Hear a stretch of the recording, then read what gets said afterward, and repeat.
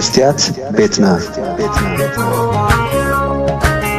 ኣብ ከተማ ኑርንበርግ ጀርመን ካብ ዝርከብ ስቱድዮ መስትያት ቤትና ሰላምታና ይብጻሕኩም ክቡራት ተኸታተልትና ሕወሓት ብመሰረት ስምምዕ ፕሪቶሪያ ዝቆመ ጊዜያዊ ምምሕዳር ትግራይ ክፈርስን በቲ ቅድሚ ኩናት ትግራይ ብህዝቢ ዝተመርጸ ዝተባህለ ምምሕዳር ክትከአን ከም ዝወሰነ ኣፍሊጡ ማእከላይ ኮሚቴ ሕወሓት ኣብ ዝቕነ ንኽልተ መዓልታት ኣብ ዘካየዶ ስሩዕ ኣኼባ ኣመልኪቱ ትማሊ ኣማሴኡ ኣብ ዘውፅኦ ጋዜጣዊ መግለጺኡ ነዚ ውሳኒኡ ዘፍለጠ እቲ መግለጺ ማእከላይ ኮሚቴ ውድብ ሕወሓት ኣብ ዘካየዶ ስሩዕ ኣኼባ ኣፈጻጽማ ስምምዕ ፕሪቶርያን ህልው ኩነታትን ብዕምቆትን ብስፍሓትን ብምዝታይ ምእንተ ሰላም ተባሂሉ ተወንዚፉ ዝጸንሐ መግለጺ ልዑላዊ ስልጣንን ወሳንነት ህዝብናን ዝኾነ 2.8 ሚልዮን ዝመረጾ ቤት ምኽሪ መንግስቲ ትግራይ ናብ ስርሑ ክምለስ ወሲኑሎ ይብል ኣብ ወርሒ ሕዳር ናይ 2022 ኣብ ደቡብ ኣፍሪቃ ዝተፈረመ ምቁራጽ ተጻብኦታት ውዕል ፕሪቶርያ ነቲ ህይወት ኣማኢት ኣሽሓት ዝበልዐ ኩናት ትግራይ ደው ዘበለ ኮይኑ ንዝሓለፉ ኣስታት 4 ዓመታት ጊዜያዊ ምምሕዳር ትግራይ ክቐውምን ኣብቲ ክልል ተዛማዲ ሰላም ክመጽእን ደሪኹ ነይሩ መንግስቲ ፌደራል ኣብ ዝሓለፈ ሰሙን ሽመት ፕሬዝደንትነት ጀነራል ታደሰ ወረደ ንሓደ ዓመት ዘናውሐ ኮይኑ ሕወሓት ካብቲ መስርሕ ከም ዝተገለለን ከም ዘይተቐበሎን ምግላጹ ዝዝከር እዩ እቲ ውድብ ኣብ ትግራይ ዘሎ ጊዜያዊ ምምሕዳር ዕድመ ስልጣኑ ምንውሑ ካብ ኣፍልጦን ተሳትፎን ሕወሓት ወፃኢ ዝተገብረ በይናዊ ውሳነ መንግስቲ ፌደራል እዩ ክብል እዩ ነጺግዎ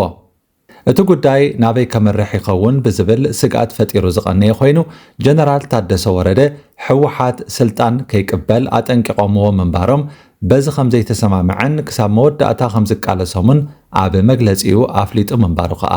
ይዝከር ሕወሓት ፌደራላዊ መንግስቲ ኢትዮጵያ ደሞዝ ሰራሕተኛታት መንግስቲ ሓዊሱ ባጀት ብምኽልካልን ተጀሚሮም ዝነበሩ ኣገልግሎታት ብምቁራጽ ብሓፈሻ ኣብ ልዕሊ ትግራይ ዳግሚ ዕፅዋን ክባን ብምግባር ሰራዊቱ ናብ ወሰናስን ትግራይ ብምጽጋዕን ዳግማይ ኩናት ንምኽፋት ኣብ ምህንዳድን ይርከብ ክብል ይኸስስ ኣብ ርእሲኡ ኣብ ዝሓለፈ ዓመት ሕጋዊ ሰብነቱ ካብ ዝስእን ጀሚሩ ኣብ መንጎ ሕወሓትን ማእከላይ መንግስትን ምትፍናን ዝሰፈነ ኮይኑ ኣብ ከባቢታት ጸለምትን መዋስንቲ ዓፋርን ናብ ውስን ወተሃደራዊ ግጭት ኣምሪሖም ምንባሮም ይዝከር ኣብ መንጎ ገለ መራሕቲ ሕወሓትን መንግስቲ ኤርትራን ዕላው ዘይኮኑ ርክባት ከም ዘለው ጸብጻባት ዝሕብሩ ኮይኖም ነቲ ህዝቢ ዘካትዕ ዘሎ ርክብ ብወገን ሕወሓት ርክብ ህዝቢ ንህዝቢ ብዝብል እዩ ዝግለጽ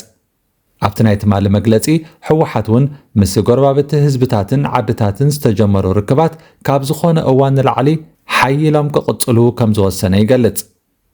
እዚ ሕጂ ዝረአ ዘሎ ምስሕሓብ ነቲ ፕሬዝደንት ጊዜያዊ ምምሕዳር ዝነበረ ጌታቸው ረዳ ካብ ስልጣን ዝተኣልየሉ ኩነታት ዘዘኻኽር እዩ ጌታቸው ረዳ ካብ ስልጣን ዝተኣልየሉ መገዲ ብዕጡቓት ሓይልታት ዝተደገፈን ንሕጋዊ ኣሰራርሓ ዝጠሓሰን ኢ-ዲሞክራስያዊ ስጉምቲ ክብል ገሊጽዎ ነይሩ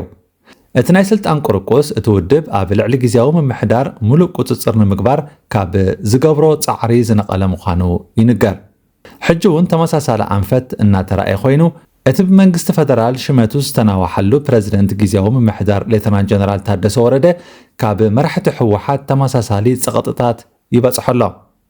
ሌተናንት ጀነራል ታደሰ መራሕቲ እቲ ውድብ ነቲ ዝተዋሃቦ ሽመት ከይትቕበል ኢሎም ትእዛዝ ከም ዝሃብዎ ብምግላጽ ዘሊልካን ፈኪርካን ዝኸውን ነገር የለን ብምባል ነቲ ጻውዒት ነጺግወሎ ጊዜያዊ ምምሕዳር ትግራይ ፈሪሱ ብኻልእ ምሕደራ እንተተተኪኡ ውዕል ፕሪቶርያ ኣብ ከቢድ ሓደጋ ክወድቕ ከም ዝኾነ ርዱእ እዩ ክልል ትግራይን ፌደራል መንግስትን እውን ከቀራርቦም ዝኽእል ሰነድ ክስኣን እዩ ጌታቸው ኮነ ታደሰ ኣብ ናይ ፕሬዝደንትነት ስልጣኖም ኣብ መወዳእታ ምስ ሕወሓት ክሳነዩ ኣይከኣሉን ነዚ መንግስቲ ኢትዮጵያ ከመይ ርኢልካ ንግብረ መልሲ ምጽባይ ትርጉም የብሉን ምኽንያቱ ከም ዝነጽጎ ፍሉጥ ስለ ዝኾነ መንግስቲ ፌደራል ጽባሕ ንግሆ ንውዕል ፕሪቶርያ ብመግለጺ ዘፍረሰ ባዕሉ ሕወሓት እዩ ኢሉ ከም ምኽንያት ንምቕራብ ክጥቀመሉ እዩ ዝብሉ ተንተንትውን ኣለዉ ውሕስነት ሰላም ውዕል ፕሪቶርያ እዩ ኮይኑ ጸኒሑ ድሕሪ ውዕል ፕሪቶርያ ኣዝዮም ብዙሓት ጉዳያት ተሳሊጦም እዮም ክኾኑ ዝግብኦም ዓበይቲ ነገራት ከዓ ኣይተዓወቱን ንሳቶም ብኸመይ ተግባራዊ ይኾኑ ኣብ ክንዲ ምባል ግን እንሆ እቲ ጊዜያዊ መንግስቲ ከብቅዕ ከም ዘለዎ ዝሕብር መግለጺ ሕወሓት ወፂኡ ንሪኦ ኣለና ኢትዮጵያ ኣብ ዝመጽእ ወርሒ ግንቦት ሓፈሻዊ ምርጫ ንምክያድ ትሸባሸባላ እዛ ኣብ ዝተፈላለዩ ክልላት ማእለያ ዘይብሎም ማሕለኻታት ዘለውዋ ሃገር ነቲ ምርጫ ብኸመይ ከተሳልጦም ዝኾነት ከዓ ንብዙሓት ሕቶ ኮይንዎም ዘሎ ነገር እዩ ናብ ካልእ ዜና ምስ እንሰግር ክቡራት ተኸታተልቲ መስትያት ቤትና ሓይልታት ባሕሪ ኣሜሪካ ባንዴራ ኢራን ዘንበልበለት መርከብ ንግዲ ድሕሪ ምቁፅጻሮም ኢራን ከም ግብረ መልሲ ኣብ ልዕሊ ወተሃደራዊ መርከባት ኣሜሪካ መጥቃዕቲ ድሮን ከም ዝፈጸመት ማዕከናት ዜና እታ ሃገር ሓቢረን ከም ጸብጻብ ናብ መንግስቲ ዝወገነት ማዕከን ዜና ታስኒም እቲ መጥቃዕቲ ኣብ ማያት ባሕሪ ዖማን እዩ ተኻይዱ ይኹን እምበር ዛጊት በቲ ዝተፈጸመ መጥቃዕቲ ብዛዕባ ዝወረደ ዕንወት ጸብጻብ ኣይቀረበን ላዕለዋይ ወተሃደራዊ መምርሒ ኢራን ኻታም አልአንቢያ ኣሜሪካ ዝወሰደቶ ስጉምቲ ጥሕሰት ስምምዕ ተኽሲ ዶ ምባል ምዃኑ ብምግላጽ ነዚ ብሓይልታት ባሕሪ ኣሜሪካ ዝተፈጸመ ሽፍትነት ባሕሪ ሕነ ክንፈዲ ኢና ክብል ኣቐዲሙ ኣጠንቂቑ ነይሩ ፕሬዚደንት ትራምፕ ኣብ ዝሓለፈ ሰሙን ምስ ኢራን ዝግበር ስምምዕ ኣብ ቀረባ ከም ዝፍጸም ተስፋ ብዝመልኦ መንገዲ ተዛሪቡ ነይሩ ሎሚ ግን ነቲ ሓይሊ ቃል ኣዘራርብኡ ብምቕጻል ንመደበራት ኤሌክትሪክን ድልድላትን ኢራን ዳግማይ ከም ዘፍርሶም ኣፈራሪሑ ኣሎ استراتيجي ممحدار ترامب نتنسو زداديو سممع نمركاب بناي بحر عصوان توسخي اقاداتاتن أبيلو أبلع لإيران زقبر كتاباو تساقطي مغتصال زعلما يمثل إذا نايمود أتام فرراح أبزي زاتن تخصدو مبالن تنكاف خوين لزول أوان نتخونتات زيادات أفافي بمقبار ناب زيرقو أهواهو نايمتهو عدلو كبير بلا إيران أبتزاته كتساتف مخانا ويزي مخانا زاقيت أي ترقاقتن سلازي إذن سعبا معلتات دبلوماسي كقتصلي خيليو أي كإلن موسان وسن تكخوناين وايت هاوس نتزمت زورزة سلام ناب ملو زباو كينات كنم مئتاو كم نايمود داتا دبلوماسياو مواتس أوغيرو يقلص الله